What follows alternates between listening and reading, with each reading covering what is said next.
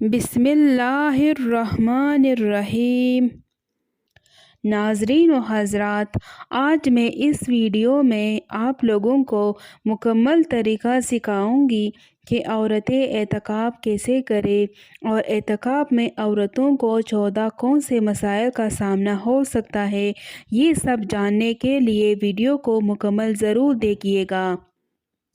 ناظرین و حضرات، عورت کے لیے بھی اعتکاف کرنا سنت ہے اور ثواب کا باعث ہے۔ عورتوں کے لیے مسجد میں اعتکاف کرنا مکروہ تحریمی ہے، کیونکہ موجودہ زمانہ فتنہ و فساد کا زمانہ ہے۔ مساجد میں مردوں سے اختلاط کا قوی اندیشہ ہے، بے حیائی بھی عام ہے۔ اس لیے موجودہ زمانے میں جس طرح مسجد میں عورتوں کا نماز کے لیے آنا مکروہ تحریمی ہے، اسی طرح مسجد میں اعتکاف کرنا بھی مکروہ تحریمی ہے۔ ان کے لیے اعتکاف کی جگہ وہ ہے جیسے گھر میں نماز، ذکر، تلاوت اور دیگر عبادات کے لیے خاص اور متعین کر لیا گیا ہو، اور عورتوں کے لیے یہ خاص جگہ ایسی ہے جیسے مردوں کے لیے مسجد ہو۔ اگر گھر میں عبادت کے لیے پہلے سے خاص جگہ متعین نہیں ہے تو اعتکاف کے لیے گھر کے کسی کونے یا خاص حصے میں چادر یا بستر وغیرہ ڈال کر ایک جگہ مختص کر لے، پھر اس جگہ اعتکاف کرے، اور وہ جگہ عورت کے حق میں مسجد کے حکم میں ہوگی۔ عورتوں کے لیے گھر کی نماز میں اعتکاف کرنا نہ صرف جائز ہے بلکہ یہی بہتر بھی ہے، کیونکہ اعتکاف اگرچہ ایک ایسی عبادت ہے جو مسجد کے ساتھ خاص ہے، لیکن عورتوں کے لیے گھر کی مسجد بالکل اسی طرح ہے جس طرح مردوں کے لیے مسجد کا حکم ہے۔ یہی وجہ ہے کہ مسجد میں آپ صلی اللہ علیہ وآلہ وسلم کی موجودگی میں جماعت کے ثواب کی فضیلت کے باوجود عورتوں کو گھر میں نماز پڑھنے کو پسند فرمایا گیا، اور ان کی گھر کی مسجد کو نماز میں مسجد جماعت کا درجہ دیا گیا، اور ان کی نماز کو گھر کے اندر والے حصے میں پڑھنے کو افضل بتایا گیا۔ حضرت ام حمید رضی اللہ تعالیٰ عنہا نے بارگاہ نبی میں صلی اللہ علیہ وآلہ وسلم میں حاضر ہو کر عرض کیا کہ مجھے آپ کے ساتھ نماز پڑھنے کا شوق ہے، تو آپ صلی اللہ علیہ وآلہ وسلم نے فرمایا، تمہارا شوق اور دینی جذبہ بہت اچھا ہے، مگر تمہاری نماز اندرونی کوٹھی میں کمرے کی نماز سے بہتر ہے، اور کمرے کی نماز گھر کے احاطے کی نماز سے بہتر ہے، اور گھر کے احاطے کی نماز محلے کی مسجد سے بہتر ہے، اور محلے کی مسجد کی نماز میری مسجد یعنی مسجد نبوی کی نماز سے بہتر ہے۔ چنانچہ حضرت ام حمید سعدی رضی اللہ تعالیٰ عنہا نے فرمائش کر کے اپنے کمرے کوٹھے کے آخری کونے میں، جہاں سب سے زیادہ اندھیرا رہتا تھا، مسجد نماز پڑھنے کی جگہ بنوائی۔ وہیں نماز پڑھا کرتی تھی، یہاں تک کہ آپ ان کا وصال ہو گیا اور اپنے خدا کے حضور حاضر ہوئے۔ لہٰذا جب گھر میں نماز کے لیے مختص کی گئی جگہ ان کے حق میں نماز کے باب میں مسجد کے حکم میں ہے، تو اسی طرح اعتکاف کے باب میں بھی وہ مسجد ہی حکم میں ہے۔ اس لیے نماز اور اعتکاف دونوں مسجد کے ساتھ خصوصیت رکھنے میں برابر ہے۔ ایک اور حدیث میں فرماتے ہیں، ایک حدیث میں آیا ہے کہ آپ صلی اللہ علیہ وآلہ وسلم نے جب اعتکاف کا ارادہ کیا تو آپ صلی اللہ علیہ وآلہ وسلم نے مسجد میں خیمہ لگانے کا حکم دیا۔ آپ کے لیے مسجد میں خیمہ لگا لیا گیا۔ پھر جب آپ مسجد میں داخل ہوئے تو وہاں اور بہت سے خیمے دیکھے، تو پوچھا کہ یہ کن کے ہیں؟ تو آپ صلی اللہ علیہ وآلہ وسلم کو بتلایا گیا کہ یہ حضرت عائشہ حفصہ رضی عنہا کے ہیں۔ تو آپ صلی اللہ علیہ وآلہ وسلم نے ناپسندگی کا اظہار کیا اور ارشاد فرمایا، کیا تم اس سے نیکی کا ارادہ رکھتی ہو؟ یہ روایت احادیث کی بہت سی کتابوں میں اختصار و تفصیل کے ساتھ مذکور ہے۔ بعض روایات میں حضرت زینب رضی اللہ تعالی عنہا کا ذکر بھی آیا ہے۔ نیز آپ کے اس جملے کیا تم اس سے نیکی کا ارادہ رکھتی ہو کہ شرع نے مختلف مطالب بیان کیے ہیں۔ پھر آپ صلی اللہ علیہ وآلہ وسلم نے سب خیمے نکلوانے کا حکم دیا اور اس عشرے میں اعتکاف نہیں کیا۔ جب آپ صلی اللہ علیہ وآلہ وسلم نے ان ازواج مطہرات کے لیے مسجد میں اعتکاف کو ناپسند کیا، باوجود اس کے کہ اس کے زمانہ میں عورتیں جماعت کی نماز کے لیے مسجد آیا کرتی تھیں، تو اس زمانے میں بدرجہ اولیٰ انہیں منع کیا جائے گا، خصوصاً جب کہ حضرت عمر رضی اللہ تعالی عنہ کے زمانے میں تمام صحابہ کرام رضوان اللہ علیہم اجمعین کی موجودگی میں عورتوں کو مسجد میں آنے سے منع کیا گیا، اور حضرت عائشہ رضی اللہ تعالی عنہا نے خود فرمایا، آج حضور صلی اللہ علیہ وآلہ وسلم ہوتے تو آپ خود عورتوں کو روک دیتے۔ حضرت عائشہ رضی اللہ تعالی عنہا آپ صلی اللہ علیہ وآلہ وسلم کی مزاج شناس تھی۔ وہ سمجھ رہی تھی کہ حالات اور ماحول بدلنے کی وجہ سے آپ صلی اللہ علیہ وآلہ وسلم بھی خواتین کے مسجد میں آنے کو پسند نہیں فرماتے۔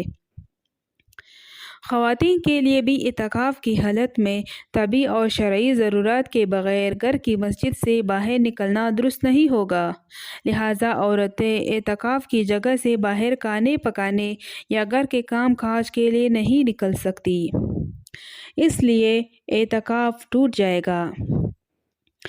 اگر اس کو باہر سے اس کے لیے اپنے لیے کوئی کھانا لا کر دینے والا نہیں تو یہ باہر کھانا اٹھانے کے لیے جا سکتی ہے۔ کھانا اٹھا کر فوراً اندر آ جائے، باہر نہ رکے، ورنہ اعتکاف فاسد ہو جائے گا۔ البتہ عورت اپنی اعتکاف گاہ کے اندر رہ کر گھر کے کام کاج مثلاً آٹا گوندنا، کھانا پکانا، کپڑے دھونا وغیرہ سر انجام دے سکتی ہے، لیکن بہتر یہ ہے کہ اعتکاف میں بیٹھنے سے پہلے ان کاموں کے لیے کوئی متبادل انتظام کر لے تاکہ پوری یکسوئی کے ساتھ یہ عبادت اپنی روح اور مقصد کے ساتھ ادا ہو جائے۔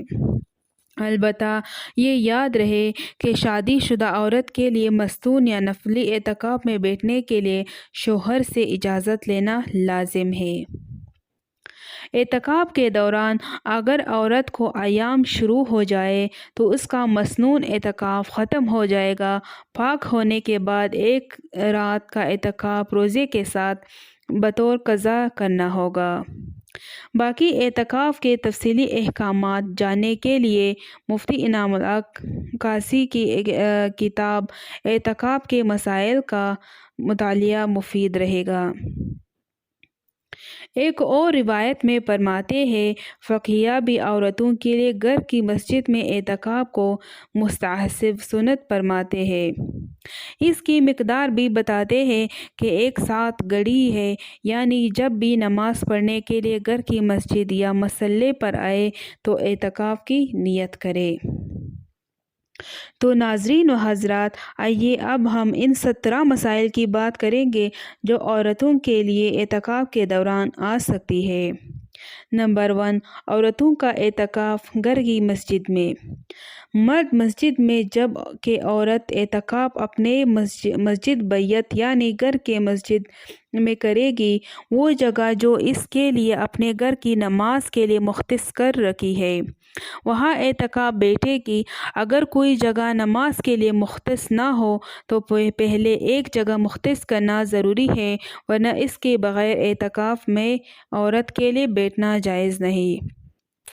اگر پورا کمرہ نماز کے لیے مختص نہیں ہے تو اس میں اعتکاف درست ہے، اور اگر کمرہ نماز کے لیے مختص نہیں ہے تو پہلے کمرے کو نماز کے لیے مختص کرے، تب اس میں اعتکاف درست ہوگا۔ نمبر 2، عورت کا معتکف کتنا بڑا کمرہ ہو۔ بہتر یہ ہے کہ معتکف یا جس کمرے کو معتکف بنا رہی ہے وہ کمرہ چھوٹا سا ہو، 7 سے 8 فٹ کی جگہ ہو تاکہ عبادت میں یکسوئی رہے۔ البتہ اگر کوئی عورت نارمل کمرے میں جو کہ رہائشی کمرہ ہو اس میں اعتکاف میں بیٹھ رہی ہو تو اس کی بھی گنجائش ہے، تاہم اس صورت میں عبادات میں یکسوئی کا خیال رکھنا چاہیے تاکہ اعتکاف کا مقصد مکمل طور پر حاصل ہو۔ نمبر 3، شوہر کی اجازت ضروری ہے۔ اعتکاف ایک نفلی عبادت ہے، اس کے لیے شادی شدہ عورتوں کو اپنے شوہر کی اجازت سے اعتکاف کرنا ہوگا، لیکن شوہر اجازت دے دے تو اب منع کرنے کا اس کو کوئی حق نہیں ہے۔ نمبر 4، اعتکاف میں گھر کے کام کاج کرنا۔ اکثر خواتین کو گھر کے کام کاج کی دیکھ بھال کرنی پڑتی ہے یا گھر کے کام کاج خود کرنے پڑتے ہیں، تو اعتکاف کی حالت میں معتکف میں رہتے ہوئے گھر کے کام کاج کر سکتی ہے۔ نمبر 5، کھانا پکانا۔ اگر کوئی کھانا پکانے والا نہ ہو تو معتکف میں رہتے ہوئے کھانا پکا سکتی ہے، معتکف سے نکل کر نہیں پکا سکتی۔ ہاں، اگر اس نے شروع سے ہی زبان سے اس کا استثناء کر لیا تو بعض اہل علم کے نزدیک اس کی گنجائش ہے، اس گنجائش پر مجبوری میں ہے عمل کیا جائے۔ نمبر 6، سحری افطاری سب کے ساتھ کرنا۔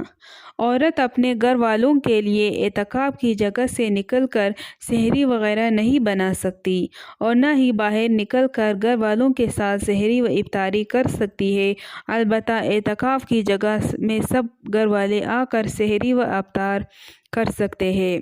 نمبر 7، انسانی ضرورت کے لیے معتکف سے باہر نکلنا۔ اعتکاف سے صرف طبعی حاجت کے لیے نکل سکتی ہے۔ طبعی حاجت جیسے پیشاب، پخانہ یا فرض غسل، مثلاً کسی کو احتلام ہو جائے کے لیے نکلنا جائز ہے۔ اسی طرح اگر کوئی اور کھانا پانی دینے والا نہ ہو تو کھانا لینے یا پانی لینے کے لیے بھی نکل سکتی ہے۔ نمبر 8، نفلی وضو یا غسل کے لیے نکلنا۔ نفلی وضو یا نفلی غسل جمعے کے غسل کے لیے نکلنا جائز نہیں، جیسے ہی نکلے گی اعتکاف ٹوٹ جائے گا۔ ہاں، اگر وضو نہیں ہے اور نفلی عبادت جیسے تلاوت، نوافل وغیرہ کے لیے وضو کرنا چاہتی ہے تو اس کے لیے نکل سکتی ہے۔ نمبر 9، ٹھنڈک کے لیے غسل کرنا۔ اگر معتکف کے اندر نہانے کا انتظام ہو سکتا ہے تو معتکف میں نہا سکتی ہے۔ اگر معتکف میں پانی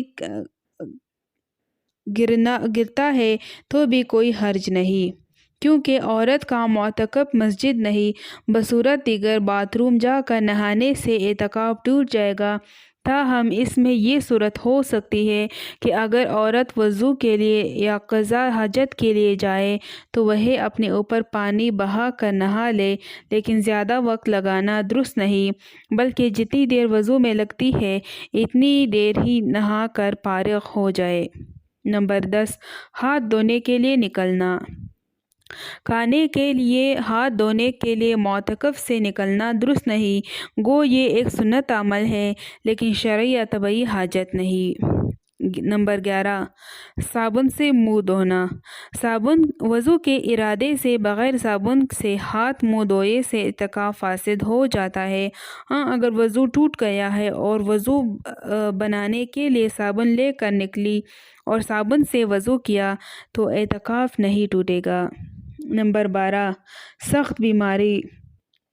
معتکف عورت سخت بیمار ہو جائے اور اعتکاف میں ٹہلنا مشکل ہو تو دوائی کے لیے نکل جائے، اس سے اعتکاف تو ٹوٹ جائے گا، قضا بھی کرنا پڑے گی مگر گناہگار نہیں ہوگی۔ نمبر 13، بلا ضرورت شرعی و طبعی کے نکلنا۔ شرعی یا طبعی حاجت کے علاوہ کسی اور کام کے لیے اعتکاف سے نکلنا جائز نہیں۔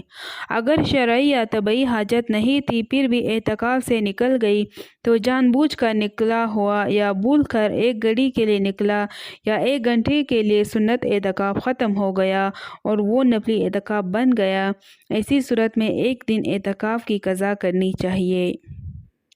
نمبر 14، اعتکاف میں بات چیت کرنا۔